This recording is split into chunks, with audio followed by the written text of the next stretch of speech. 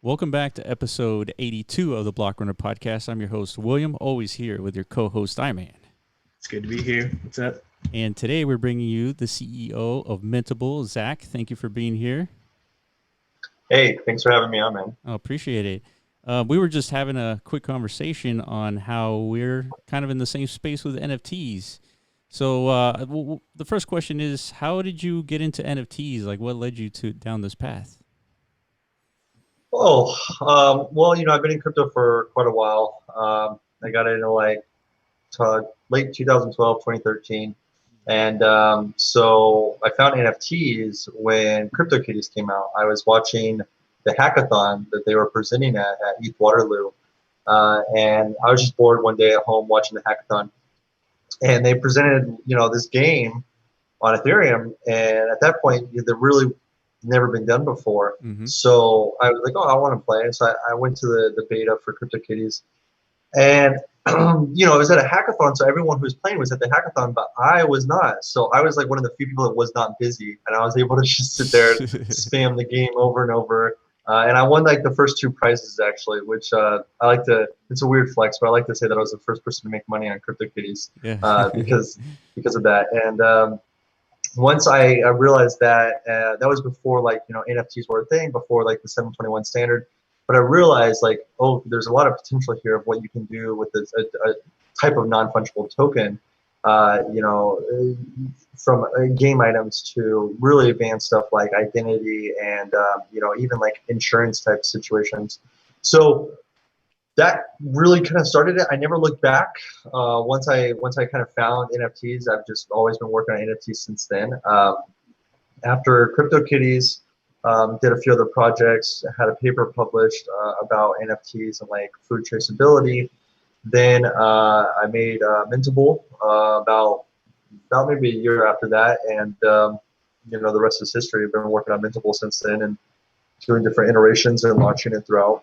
Just kind of, I've watched the NFT space go from, this idea, this concept into kind of what it is now, which is, it's doing really good. We've done over like $100 million in volume, right? Which is a huge number for one-off items. We've seen a lot of growth, and I think that NFTs and adoption kind of go hand in hand. And I think that that's really going to be one of the driving factors in this next bull run is just more people getting on board with NFTs first, and then moving to other kind of crypto items and different things that they would do in crypto.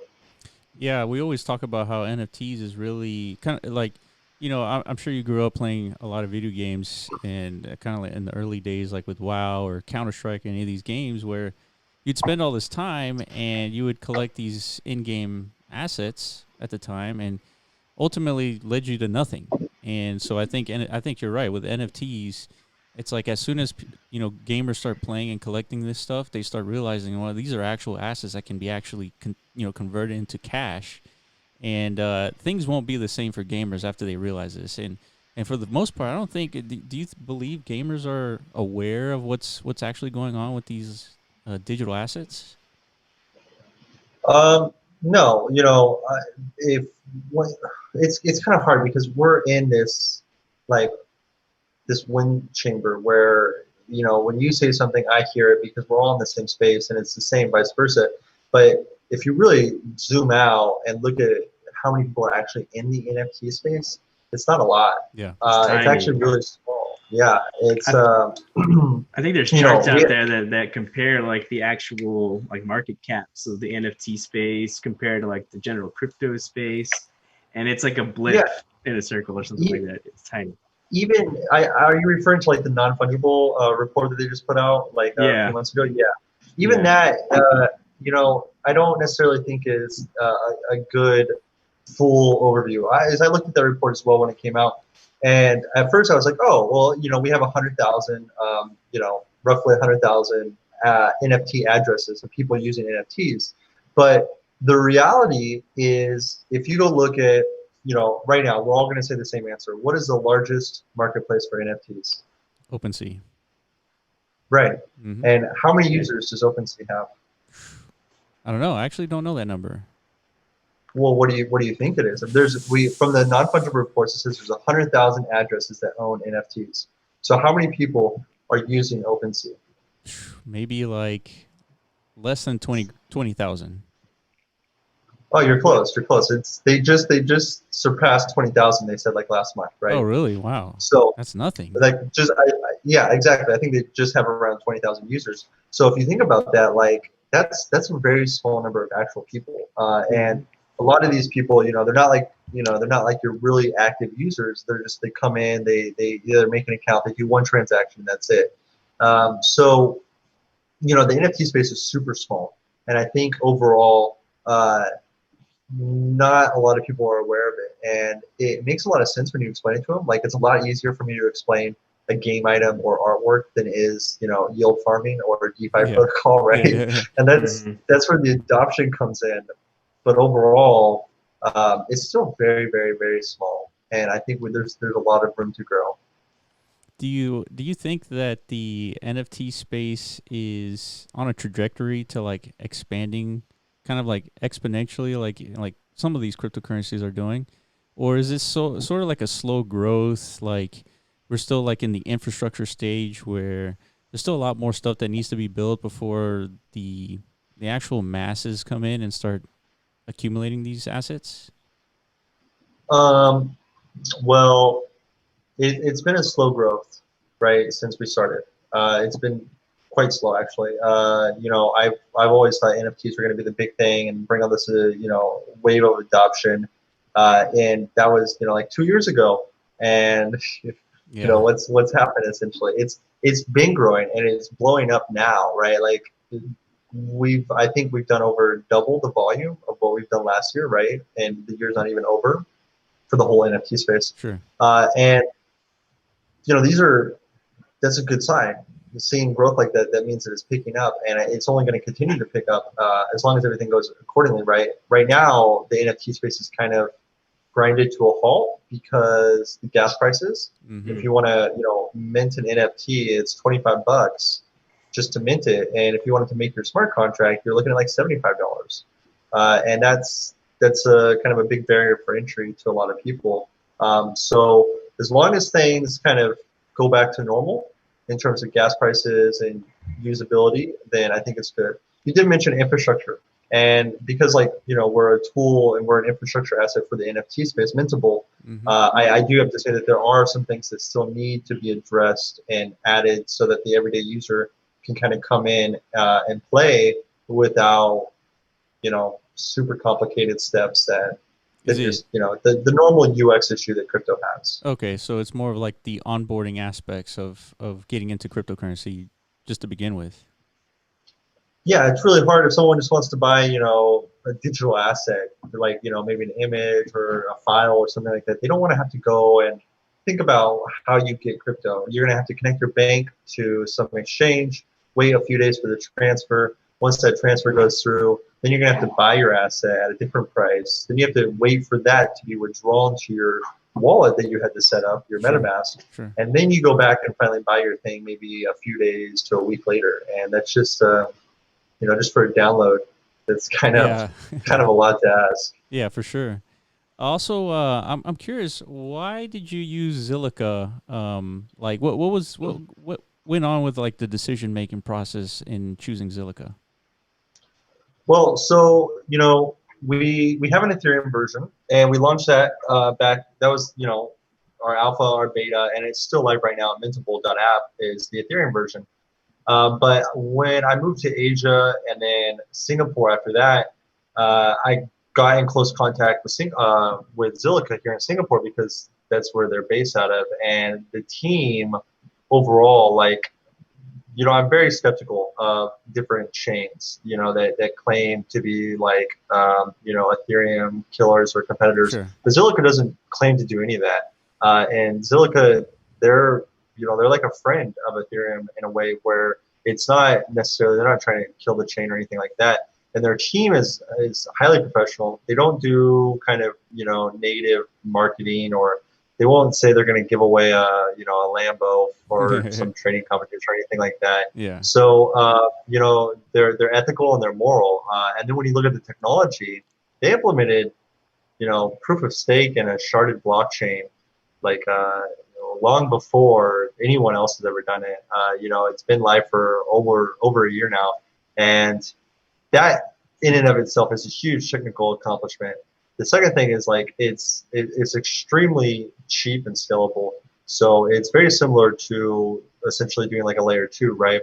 The difference is when we decided to work on Zilliqa, there's a few benefits, there's a few downsides, but overall there's net gain, right? There's net benefits of it's cheaper, it's faster, and it's essentially the same user experience for someone from coming from Ethereum or another chain. So we haven't given up or switched over from Ethereum, right? We have two apps. We have an Ethereum and we have a Zilliqa app, and so. If you wanted the Zilliqa blockchain and you want to have the cheaper fees, because right now gas fees are expensive, you can do everything that you can do on the Ethereum side over at Zilliqa.mintable.app, right? Mm-hmm. And that's actually our 2.0, our new version. Our marketplace has got our full set of features. It's got a lot of things that no other NFT marketplace has.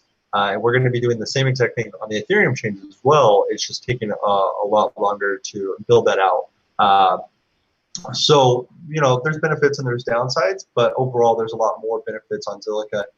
Mainly just the fact that it's so cheap. Like for $1, you can create your store, your smart contract, and maybe 10 NFTs per dollar, right? So that's when you think of ETH, you're like, wow, what? Yeah. Yeah. So what about your audience? Which app do they use the most? I guess it depends on like what they're trying to accomplish, right? Like if they're minting smart contracts, they'll probably use the Zilliqa app. Well, so first you got to keep in mind that the Zilliqa app just launched about 25 days ago. Oh, okay. The marketplace and the 2.0 for Zilliqa. So before us, there's no place to do anything with NFTs on Zilliqa, right? We actually helped work on the NFT standard for Zilliqa. There are unstoppable domains like .zil, .crypto domains, right, from Unstoppable. Those don't have a place to buy or trade them for Zilliqa. So that's one of the things that we wanted to provide was a marketplace for that. So it's only been about 25 days, but we've seen about roughly 1,000 users, which is pretty good for the first month overall. If you think about the entire extent of the NFT marketplace that we were talking about, those aren't bad numbers at all. But when you compare it to the Ethereum version, that's been up for almost 2 years now. So obviously there's a little bit more users on the Ethereum side of things, but there are also two different kind of platforms, right? So on the Ethereum side, all it is a tool. You can make your smart contracts, mint your tokens, manage your tokens, and then you go to another marketplace to sell them. You put them on OpenSea, right? Or you do with them what you want. If you're not selling them your project, whatnot. On the Zilliqa side, the 2.0, it's a full marketplace. So it's very similar to like what you do on eBay or Etsy, where you create your store, create your listing, list your NFT for sale. And then people go through, browse, buy them. Your profile shows all your stats and all that kind of stuff. So there's two kind of different use cases, but we will be switching over to the Ethereum version to do what we're doing on Zilliqa now. But I think it was a good time that we launched the Zilliqa version because of how cheap gas prices are compared to Ethereum. So it's kind of really good timing. Absolutely. Go ahead, man. Well, yeah. Can you kind of break down the Zilliqa standard that you just kind of mentioned? Like, what kind of like smart contract features that like sets apart like your minting platform from any other minting platform? You know what I mean? Well, on Zilliqa, there's just no other, right? So Zilliqa, that's the first thing is there's no other place for NFTs on Zilliqa. Okay. The smart contracts on Zilliqa we created, it's called ZRC1, so like ERC, but with the Z. ZRC1 is... You're literally the first one because you claimed the one, right? That's awesome. Yeah. So ZRC1 is the NFT standard, and we work closely with the Zilliqa team to make sure that it had all the functionality you would need for an NFT, right? And so it's got everything that you would expect a normal NFT that follows the 721 standard to have. It does have some different things for the Zilliqa blockchain, because the chain runs differently. Like the way that it runs the smart contract is a little different than Ethereum. So there are some other features on that. But overall, it's exactly what it should be. And then on the platform itself, we have private files allowing you to basically.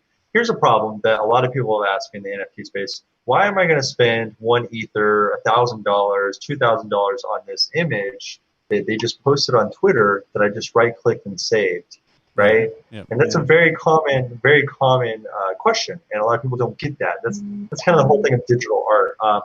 And so when we were developing the 2.0 like last year, I realized that we got to do private files, and so what we've done is we've made a way where you can have an encrypted file that's basically attached to your NFT. So I can put up I'll create my NFT and I'll put up a public image. That public image has maybe a watermark, maybe it's low resolution, maybe it's half of what I want to show, or maybe it's not even what I want to show, but it's just an image I made up in Paint that says this is the best NFT ever. You need to buy this, right? Or maybe it's a video, whatever. It can be whatever you want. Then on your private file, you upload the actual payload, like whatever you're actually selling. So maybe if you're selling like a mural, it would be a zip file with every part of your mural, 4K resolution, maybe 20 different files, maybe like the layers of it. And what that does is that takes something that used to just be one image, right? For your NFT, you can only put one image on it. And in your wallet, you'll still see that one image that's put on it. But you, as the owner of the NFT, you're the only person that will have access to download that connected file, that private file, right? And so what happens is it allows for something where I can say, hey, my NFT is no longer just artwork. My NFT is going to sell the copyright to these files that I'm giving you. And so you can get the 4K resolution, the 16:9 quality, landscape portrait, whatever you want to offer, you can now connect it to the NFT. So that's huge. And unfortunately, when we applied to a DAO, some of our documents got publicly released. And so some other platforms copy that, and they have unlockable files as well. The difference is they have a limit of like 9 megabytes. Okay, our limit is like 3 gigabytes. So you can upload essentially whatever you want, right? Why is there that I don't limit? think anyone. Huh? Why is there that limit? Why is there a limit of what, 3 gigabytes? 3 gigabytes. No, I mean, I'm talking about the 9 megabytes. Like, why? Like, where is the source of that limitation? That's on their server where they store the file. They just don't want to that platform just doesn't want to store. They don't want to store. I guess a large amount of files. They don't want to pay for it or whatnot. So the question about the encrypted file, is it encrypted with the private key of your address? No, because if that was the case, if you transferred it, like if you sold it to me, then I would have to have your private key. That's true. Right. So no, it's not. What we do is we use normal military grade encryption, AES 256, and then we also, here's the thing. Let me put it to you this way, and I think once you realize this, you're like, oh, hold on. So you're a crypto user. You have thousands of dollars in some extension on your browser, and I know this. Everyone on the platform has that money. So I'm going to upload a file that you're going to download and open on your computer.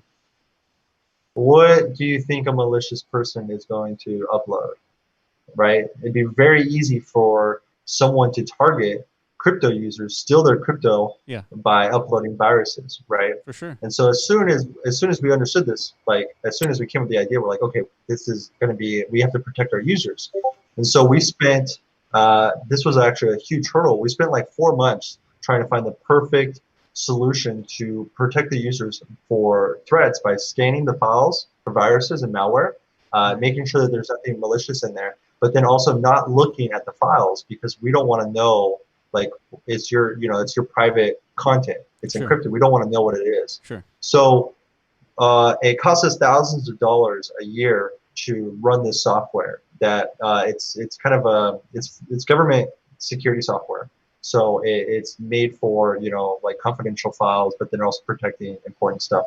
And we run that on everything that's uploaded. So everything that you download, you know that it's safe and there's no virus attached. Whereas our other competitors with like the 9 megabyte limit, they're not doing this. Yeah, of course. And so it's an important aspect that I think is going to like kind of bite them in the butt when they have users be like, oh, wow, I just downloaded a Trojan from their site. Because that's like the first thing that any malicious person is going to do is go and upload something like that to target crypto users. And so it's really important for us to have that. And if there's any kind of flag on any of the files that have been uploaded, they're immediately deleted. And then it just basically on the page, you just like, it says, you know, there's a problem. Your file is not, you know, legit or whatever. And, you know, it shuts them down. If there's multiple flags, then we start looking into the account, and then probably we'll go and ban that user. So that's a really important aspect. And why they have 9 megabytes is probably a cost-cutting measure. They just don't want to pay for storing data, and then they also probably don't want to pay for virus scanning as well. Yeah, for sure. I'm curious to your opinion on, like, if you have an NFT on Zilliqa and then one based on Ethereum, is there credence to the value of the NFT being different from the two different blockchains? You mean like the exact same NFT? Yeah. Huh. Well, you know, that's interesting. That's an interesting question. And it kind of depends on the person. But I think all three of us can agree that whatever NFT was made first probably is the most legit. The other one would probably be viewed as like a copy, right? So if I made my NFT first on Zilliqa and then it pops up on Ethereum, I would kind of be skeptical of the Ethereum version because I'd say, hey, you know, we can look at the blockchain. We could see that this was made, you know, a day prior, a week prior, and now it's on Ethereum. Is this even from the same person? Right. That's true. I mean, I never really thought about it that way. I mean, just like the timestamp would make the difference. I was thinking more along the lines of like the security of the blockchain or the network effect of a given blockchain, the amount of users. Like maybe one is minted earlier, but because everybody, let's assume everybody uses Ethereum, right? That might be the one that really matters. Would that make any sense? Does that hold any water?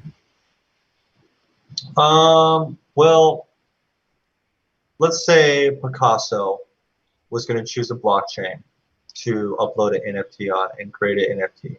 If he created it on Zilliqa, is it any less valuable than if it was created on Ethereum? I don't think so. Yeah, I think it's kind of the content itself. Yeah. The branding power of it as well. Right. I think you've seen some of that with the tops NFTs on the EOS, the Wax network, I believe. You know, this is a big name, mainstream brand that's just, you know, so I don't know, for whatever reason they selected EOS, chose that to be their hosting platform for their NFTs, and they're selling out in seconds, you know. So I don't think, and there's some legitimate arguments with that blockchain, you know, whether or not it's functioning as promised to function, you know, from a couple of years ago. Right, exactly. That's a great example. That, you know, the other part is just because there's more network adoption in terms of more NFTs, you also got to think the timing, right, of how long has it been out. NFTs were created on Ethereum, so it's been on the Ethereum blockchain for the longest. But you also have the other side of we have a lot of people that reach out on Mintable. They'll make their NFT, they want to sell it on OpenSea, and then they come back and like, hey, like I made my item, but like it's just in the sea, like OpenSea. It's in the sea of just other NFTs. There's just thousands of them, and like I can't get any publicity. Like, how can I sell this, right? And so that's also kind of a downside.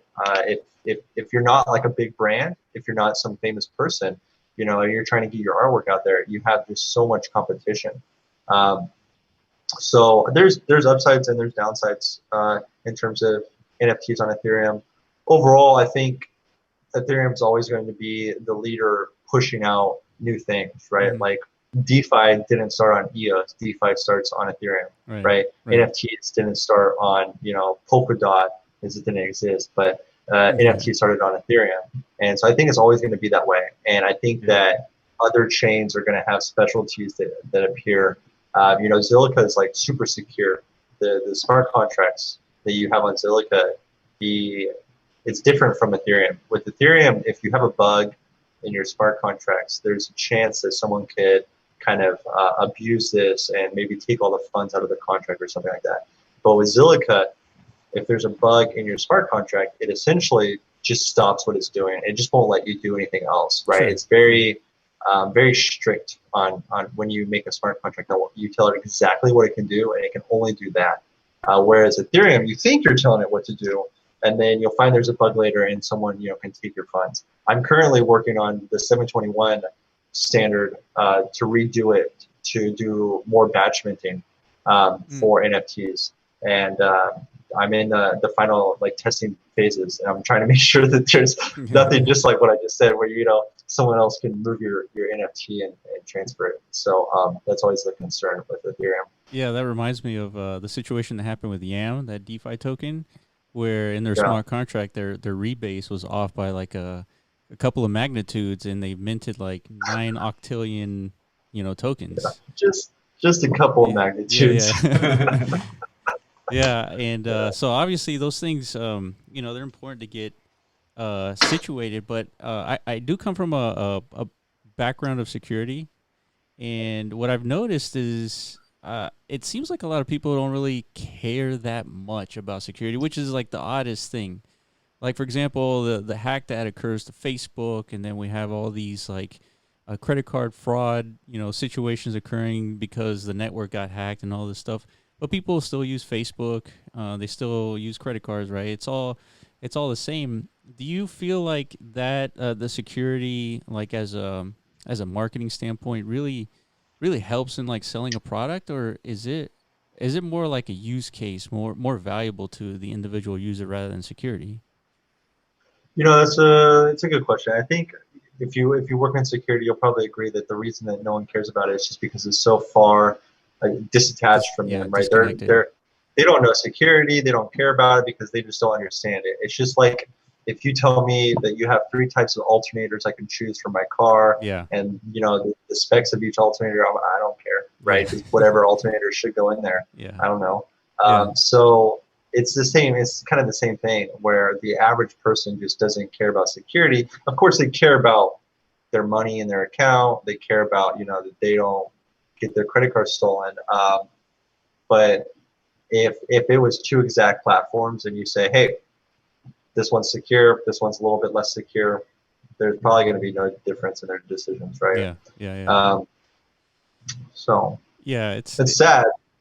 It is sad that so many people spend a lot of time like creating security products, and it's the best one never wins. It's the one with like the marketing, or the one with like some sort of like a known force, like a celebrity pushing it or whatever it is.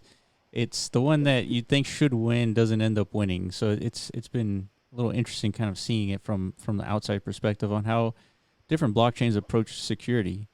Well, I would say there's a base layer, right? It's a base layer of something that has to be provided. Yeah. And if it's below that base layer, then it will never take off, regardless if they have good marketing, right? Like if Twitter got hacked every week and people were losing money from stolen credit cards and stuff, like they're not gonna, they wouldn't have taken off. That's true, right? So there's a base layer that has to be abided by. Like you can't have major issues every single, every event or whatever. Sure, so that's no, absolutely. I totally agree. If your platform is getting hacked every single week, I mean, there's got to be a breaking point for people to just stop using it.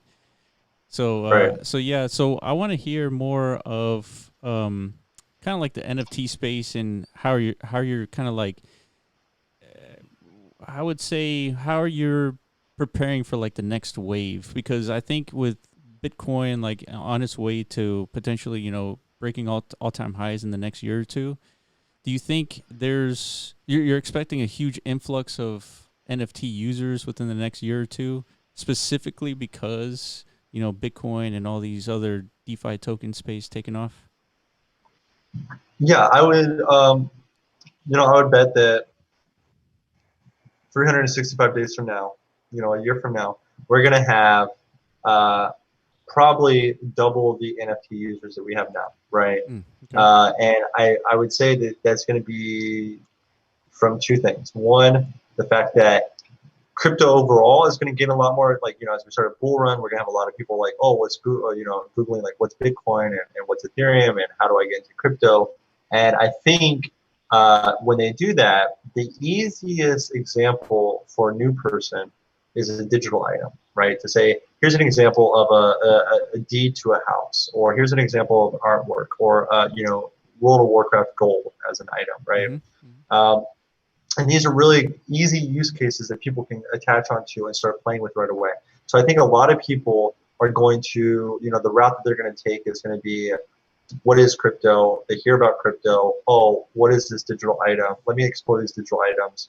And then after they've done all that, they've got their MetaMask set up from doing that, they're going to dive into, they'll take the next step into DeFi or some other, more high level product. The second thing that's going to happen, I think, is naturally, as an artist or a musician or any kind of content creator, when they hear about the possibilities of NFTs and like how using something like Mintable, you can get continuous engagement for something that normally was like one time, right? Like if I sold my music, I sell my MP3 and that's it. That person never comes back to me. I can never get like, another sell unless I sell another product to them, like another album or another MP3. But that one MP3 doesn't come back and give me return business. Whereas, something else like a computer, if you just think about a computer, if I buy this, the return business that, the company that sold me the computer gets from accessories, repair, software, and upgrades, there's this continuous engagement that they have with their customer, whereas you don't get that with digital downloads. Sure. So when an artist hears about this, and they recognize like, oh, I can do the same thing that I'm doing now, just a lot better with more profit, they're going to be coming over into the NFT space. And when they come over to the NFT space, they're going to get more and more people, and it's just going to grow, right? And so I think that that's the second way that the NFT space is going to grow organically. It's just more people are going to hear about it because there's more people in it, right? And so if you think last year, we probably only had maybe 10,000 to 50,000 total NFT users. And now this year we have anywhere from 100,000 to 200,000 addresses, and probably 20 to 50,000 actual users themselves. You mentioned you mentioned a quick question on minting like a deed and tying a deed to an NFT. What do you think is the best way to tie like a physical asset to a digital one? Build out a custom infrastructure and platform to handle that. It's a hard challenge to solve, and it's really dependent upon exactly what you're doing. If you're doing a clothing line and you're doing a deed to a house, those are two completely separate platforms that need to be built to handle those use cases, right? If you're doing a clothing line, it's really simple to be able just to accept that NFT, kind of like a coupon, like a free T-shirt kind of thing, sure, and then mail them out the T-shirt.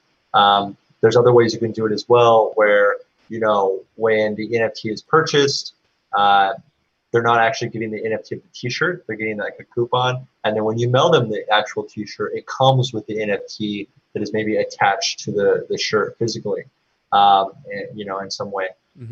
For a house, it's a lot different. You have all the regulations that you need to abide by for your local jurisdiction, right? Which is different depending on what part of the world you're in. And then you have third parties that need to be updated or need to be kind of aware of a transfer of ownership. And then you also can't mail a house. You can mail the deed to a house, but that doesn't necessarily ensure that everything has been handled properly for transferring ownership of a house. And on top of that, you need to flex some legal power over, if I send you the token to this house, and you have the token in your wallet, it's your house now, and it has to be backed by the legal system as well. Yeah, and that's something that my co-founder and I've joked about for like almost 2 years now, is we say we need to sue each other to set some legal precedents over NFTs. Yeah, right. But the problem with that is is, well, there is no legal precedent right now for recognizing NFTs as like property or ownership rights. You can kind of assume some certain things. I'm obviously not a lawyer, but it's almost like a public notification, a public record. If there's a requirement that says, for example, if I want to make a patent in America, I have to publish something like the newspaper, letting people know about the process that I'm starting. Sure. And you can assume the same thing would apply for a blockchain because it's public. It's got a timestamp, and it could be seen by anyone in the world. So you might be able to safely assume that it does work in some of these ways in the same manner. And so if it works as like a public notification or announcement, then it may also very well work in a court of law where you can say, hey, look, you can see I transferred this to Joe Bob over a month ago, and this is physically tied based off of cryptography or whatever mechanism I put into the smart contract to connect it to a deed. Right. And that may stand up in court. Of course, you never know until it happens. But that's kind of the problem with being on the new side of technology. Yeah, we don't know. I know that there's been some court cases with I don't know if it was, well, I mean, obviously we know about Bitcoin and the whole thing with what's that guy's name again? Craig. Yeah.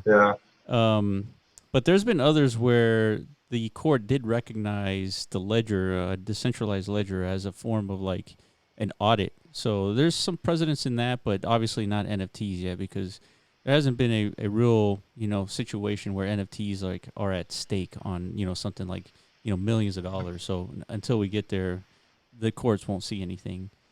So I'll make you a deal. I'll send you an NFT that says that you owe me a few $100s, and then I'll take you to court over it, small claims court. We'll see what happens. Dude, send it over, but put $1 million. That way people pay attention, Yeah, but then you'll have to pay me $1 million. Yeah.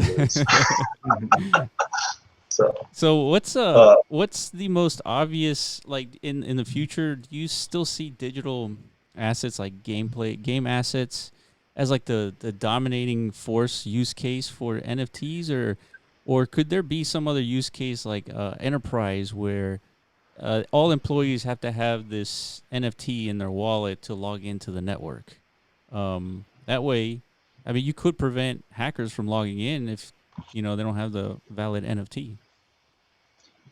Yeah, you could use an NFT for that, although it would effectively be the same as just using any wallet, right? Because you could just, if you own this address, you can log in, right? Sure. Yeah. You lose that wallet, and then somebody else could log in. Right, but at the same time, if you lose that wallet, then they would have your NFT as well. That's right. So, and I was thinking about it today about a DAO that use, instead of like tokens for voting, why not just use NFTs for voting, where everyone's issued a non-transferable NFT that's tied to their address, and then they could just almost like like an ID card where they could just say, okay, I'm able to vote. I voted. Okay, that's it. I can only vote once. But there's a ton of enterprise uses, and actually we're already seeing enterprise uses. If you look at the NFT space right now, what I would say maybe 80% of the projects are businesses, right? You have projects themselves that are making NFTs for their game, or they're doing some sort of like sell with these NFTs.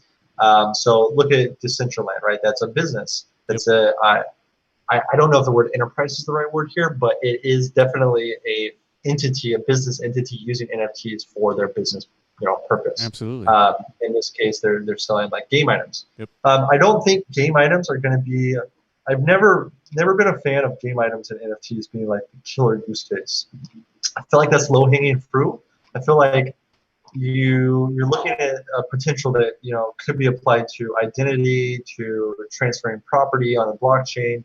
And then the big thing is video game items. Like that seems very, very small to me. I think that overall there's a lot more potential to be used globally for other things. Sure. And so I don't know if game items will be the #1 use case, because you also have to assume with game items that you don't want to pay a fee to do anything with the game. Absolutely. Right? Like I don't want to. If I want to transfer my sword, if I want to trade it between characters, I don't want to pay a transaction fee. And so I think that there's some downsides for it to be focused on like non-essential items or non-financial items or things like that. I don't know what the answer is though. I don't know what will be the main use case of NFTs by like say next year or something like that, or in the future. I know with Mintable we're providing like a new use case of any kind of file. So you know, it allows for you know, I'm a software developer and maybe I have an app that I want to sell. I can make that as an NFT, and I can say there's only one copy, there's only 5 copies. I can upload, you know, my entire code base as a zip file, attach it to this NFT, and then when you buy that, it's instantly transferred over to you. You have a verifiable record on the blockchain that you can say the copyright was transferred for commercial use, so they can commercially use the software, and then only that person can download and access that NFT. I mean, download and access those files because they own that NFT. So that's kind of a new thing that we haven't been able to see before. You know, we've seen attach an image to it, maybe a YouTube video, but we've never seen attach, you know, multiple files that are private. We've never seen, you know, oh, it's a 3D image. How about I give you the whole 3D package of all the layers, all the different, you know, materials and textures that we have attached to it. And so that's a big thing. It allows for a lot kind of broader items to be sold as assets using NFTs, and that's huge. So you're talking about this private file. Do you think that the art community has put too much weight on putting their files in IPFS or Arweave to make sure their file is always accessible and doesn't get deleted at any point? Like, or is art more valuable when it's on a private like file?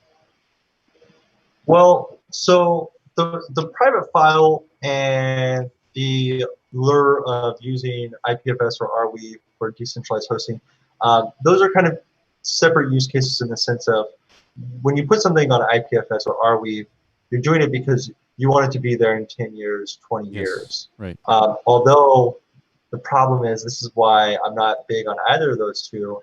With IPFS, it's not going to be there for 20 years. And unless you run, or the company that you use is running a server to host that on IPFS, it's going to be deleted after a year. So, which doesn't make much sense to me because you're relying on a centralized company to run a server for your file, so it's there, but you don't want to host it on a normal server, which is cheaper to do and could be ran longer. So that's my beef with IPFS. For Arweave, the Arweave it's just another blockchain. It's like saying that it's too hard to store an image on Ethereum, so I'm going to go store it on Tron, right? And now it's decentralized. Sure, maybe it's decentralized, but it's not even on the Ethereum blockchain either. So there's also, with Arweave, whoever runs a node can decide they don't want to like host your data. They can basically say, we're not going to host this, we're not going to accept this. And if for any reason a majority of people just don't like you or like what you're hosting, it won't be available either. So there is a ability to censor essentially whatever content you're putting on there. But overall, it is a little bit better in terms of longevity compared to IPFS because at least it will be there as long as the operators are running the node. But there's no guarantee that they're going to do that either. If it's a failed project, then they'll stop running their node. And the last beef I have with that is you needed a token to do it, which is kind of ridiculous. So if I want to host my data on Arweave, I have to have it and pay a storage fee with their Arweave token. Which if you want to do that, that's fine for you to do that, and you can host it. But none of those are private. That's the thing, is they're all public. So whenever you put something on IPFS or Arweave or almost any decentralized file storage, none of them are private unless you choose to encrypt it. And if you choose to encrypt it, whoever wants to view that now needs to have your decryption key, which you're going to have to provide to them somehow. And there's not really a good way to do that, right? If I buy your NFT on OpenSea or on Mintable, how are you going to message me? All you have is my Ethereum address, right? So you can't provide that. What we provide is, yes, it is centralized, right?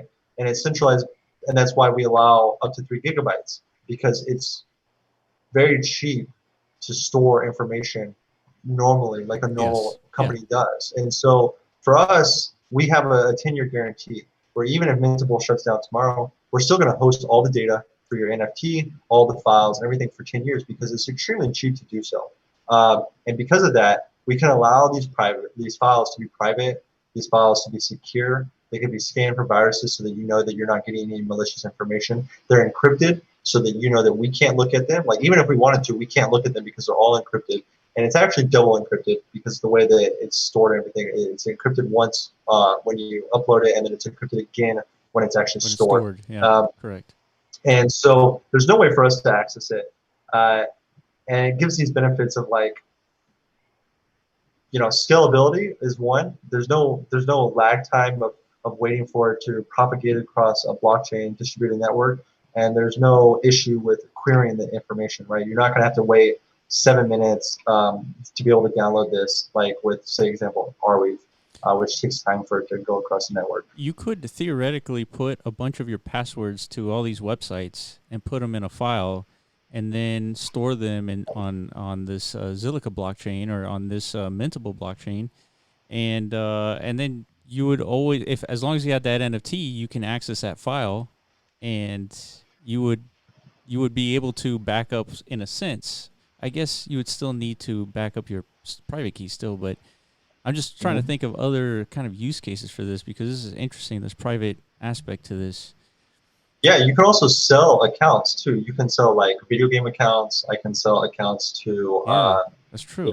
Different websites and platforms, and I can sell balances as well. Like maybe I have a balance of $100 on a website, and I sell that account, right? That it gives you that $100 balance. Yeah, right. I don't know if I personally would upload my passwords and then use that as a way to back up. That is one thing we've thought about, is that people could not even sell their NFT and they could just use the 3 GB limit and just start uploading all of their stuff from their computer. And use it as like a Google Drive. Yeah. And if they want to do that, whatever, we're not going to stop them. But that's obviously not what it was meant for. Sure. And there's other places as well that you can upload things for 3 GB limits, and I think people just don't realize, like, oh, I could use this as Google Drive, but they could. I think some of the most interesting use cases are a way that you can give multiple purposes to something that had one purpose. So let me give you an example of like a musician. Okay. Say you're a famous musician and you sell an album, a single with a special album cover, and it's got the single track, and you're only going to make 100 of them, right? But you sell it for $100. $100 for one song is really expensive. Normal song's like 99 cents, right? If you buy it. So why would I want to purchase this for $100? It's collectible. Okay, what else? Well, if I'm the musician, I can say, hey, if you bought that collectible NFT for $100, anytime in the next year, I will give you VIP access to one of my concerts, backstage access, right? Yeah. So you can go in and you can you don't have to buy a concert ticket. You can just show them your NFT in your wallet, and then you have access as like a VIP to any concert. Or you can say, oh, if you have that, I'll give you free swag on my store, and I'll send you a free t-shirt or something like that. Or they can say, hey, if you have that, I'm going to be dropping my next single, and maybe not the super rare version, like not the 100 out of, the only 100 copies, but maybe out of the 500 copies, I'll send you one of those, like, bronze editions or something like that. Yeah. And so that's the continuous engagement aspect that we're kind of creating with NFTs, where you can essentially have repeat customers from your fan base that used to just be a one-time purchase of just getting the song and then going away. Yeah, it increases engagement too. Say that again. It increases engagement too. I mean, they're always engaged on the artist and what their next move is, because they're sort of invested, right? Because they could yield something, with more, maybe potentially purchasing more NFTs, right? Right, and then they can sell it too. Like if they ever want to like stop participating in that, sure. that they could just sell it and get their money back. No, absolutely. Well, one of the things that Iman and I talk about kind of a lot is the idea of like this 20-80 kind of split rule in cryptocurrency right now. Is is that during a bear market, there's a lot less people, right, involved in the cryptocurrency space because there's a lot less to speculate on because everything's going down. And so what remains is the 20% of the people who are into cryptocurrencies for the technology, for the improvement, for the development, all that stuff. But you cannot fund a cryptocurrency project with just the 20%, right? You need the 80% speculative kind of group over there to, you know, come with force, with the monetary force that's needed to really make a project what it should be or what it can be, right? So we're thinking in the NFT space is like a lot of the NFT development right now is really based on like for example yourself. You're thinking of these different use cases and you have the ability to build these things out, right? Because you're a software developer. But what we think is there's an opportunity to kind of add speculative tokens to these NFT projects, and which will bring the 80%, which, you know, once the 80% comes in, then you could easily raise millions of dollars and then, you know, finish out a project. So I kind of want to get your opinion on potentially having a token that represents your project, and, you know, whether or not it makes sense or whether we're thinking about this correctly in terms of like the 80-20 split, and just wanted to get your thoughts on that.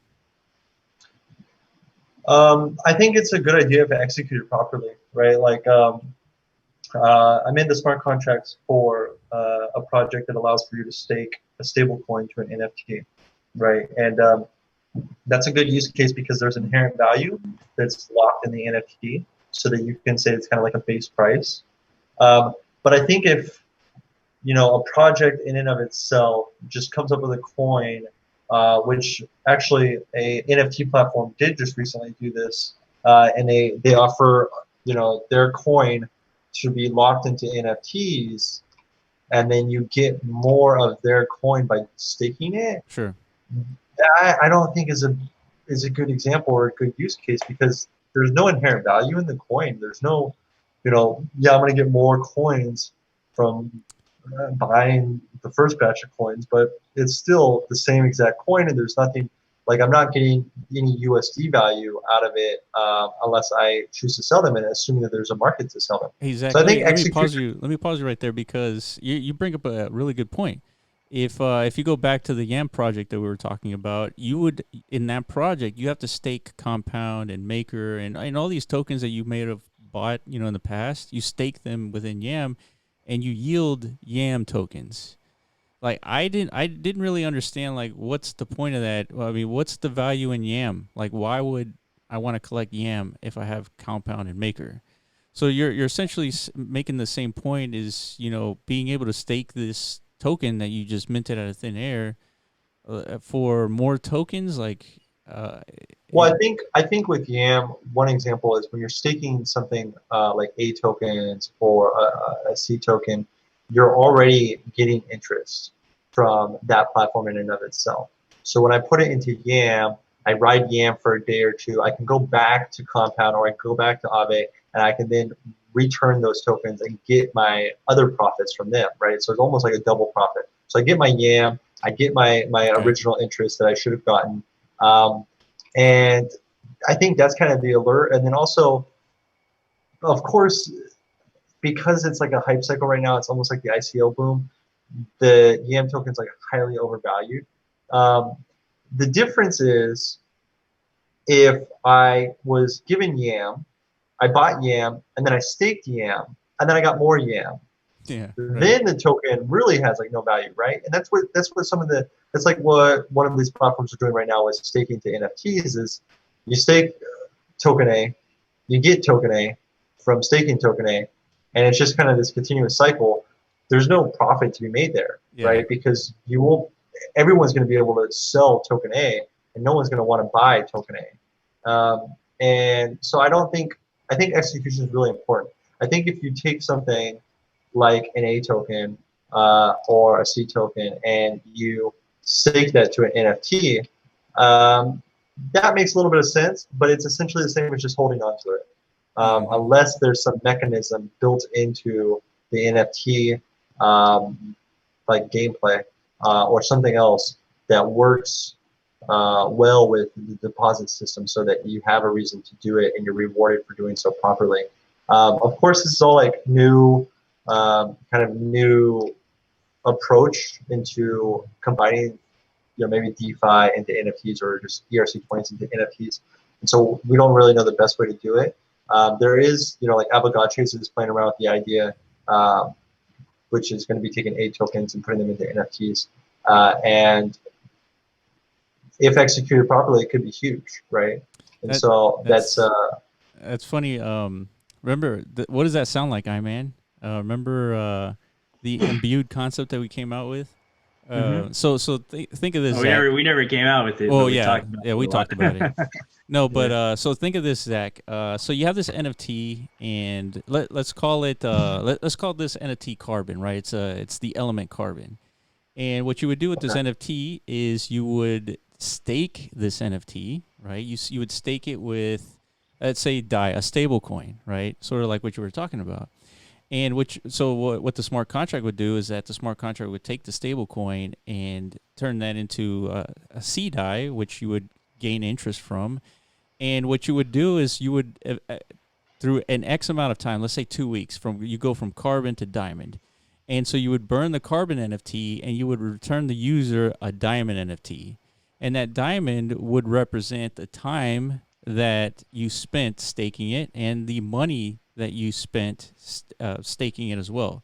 So, for example, you would stake the Carbon plus $1,000 worth of DAI, and then the smart contract platform would take the interest of that DAI for those 2 weeks, but then they would return you a Diamond NFT, and then that Diamond would theoretically have a speculative value because somebody, spent their own time, right? They staked it for 2 weeks, and then the next round of Diamond, you go to you could keep going into these different iterations up to you're staking it for a year for $100,000, and then all of a sudden you're getting a galactic core, and that NFT represents somebody spending their time and money, and of course they get their DAIs back, right? You stake 100,000 DAI, after a year you get 100,000 DAI back. The platform keeps the interest, but you get a galactic core NFT, and so then you could sell that for $100,000, $1 million, whatever it is, whatever speculative value that is. See, I think this might be like the next wave of NFTs where we have a lot of connected interest-bearing, tokens from like DeFi are being connected to NFTs to give them more value. Right. And they very well could be the next kind of wave, or it might not be because maybe it's too complicated for users. We don't know. I think that's a good example of a project that has kind of like inherent value built in. The only thing I would change on that would just be the platform keeping the interest. If I stake 100,000 DAI for a year, that's a lot of interest, and I think that should be locked into the NFT, which gives that galactic core its value. Sure. And if you ever remove that interest, then it would delete the NFT. Sure, you can get your interest back, but your NFT is deleted. I wonder how would you fund that project if there's not some kind of revenue scheme attached to it. But ultimately, you could attach a revenue scheme. It could be as simple as just a fee every time you deposit something, right? Yeah. That's a good point. Say, like a flat fee of maybe, I don't know, let's just say like $10 to mint an NFT. So if you're starting out, whether it's a Carbon or if it's $10 a DAI or $100,000 a DAI, you're still paying the $10. Sure. And then over time, the platform could make the money from that way. The business model really just depends on the whole ecosystem that's being built around the NFT project. There could be a more profitable way or a better way to earn money on that. Yeah, and it all stems from the idea of adding some speculative, a higher speculative notion to NFTs rather than just the NFT itself. If we believe that if you make NFTs functional, like we have with MetaZone, that they would be inherent value to it, rather than just minting NFTs out of thin air and then just hoping that people care about it, right? So that's sort of how we're thinking about it, trying to tap into that 80% space, because that's what really captures people's attention, is the ability to potentially make a lot of money, and that's why the 80% is there. the 20% of us are more interested in like solving problems and like trying to figure out like what's the next infrastructure that we need to build and all that stuff. I mean, that's what interests me the most. And I'm sure that's sort of how you think, Zach. So we're kind of aligned in that respect. So we've been speaking for about an hour. I know you have, I'm sure, a million other things to do. I just want to get your thoughts on like, so how much do you know about Decentraland? I mean, I know the basics. I'm not a die-hard fan, but I've logged in. I've played it about a bit, and I have like a character and have a little bit of mana. I don't have any property, but I do have character. So it's pretty interesting, kind of seeing like these NFTs being represented in land. I wonder if there's ever going to be a use case of like physical land being represented with NFTs at some point, but I guess I think it already is happening, isn't it? There's like that's true, yeah. Upland or Upburch or something like that. There's a project out there. It's a virtual world that's 100% tied to like real world, physical world, geography. Oh, interesting. I think so.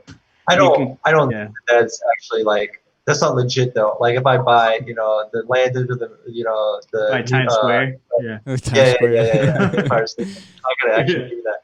But there is a project called Real T, which does real estate, and I believe those are NFTs. If they're not NFTs, then they're ERC20s. But they sell real estate, and I don't know, it's kind of close to the actual land property. Mm-hmm. Nice. Okay.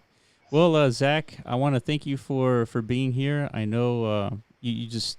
I want to make sure we don't like run over time here for you, and just want to thank you for being here. Hopefully, we can get back on and kind of talk shop more about NFTs and later on. Like you said that your Zilliqa platform was only 25 days old. Is there anything you want to share about that the audience might want to know? Well, it's a little late now, but we have the first NFT trading challenge, which is basically if you're you add your store to the competition, and then the person that sells the most items for the highest value wins. We have about $2,500 for prizes. But that ends in 3 days, so there's probably no chance of someone winning if they signed up today, because we got a lot of people that are pretty high up there already. But overall, I think. Check it out, especially if you're kind of scared of the gas fees on Ethereum right now. Check out the Zilliqa version. It's exactly the same as what you're used to on Ethereum. You just get a browser extension, and then you can start playing around. And if you don't want to do that, at least check it out to see what our 2.0 is going to look like. When we release that on the Ethereum version, it's going to look very similar with a few different features, but pretty much the same.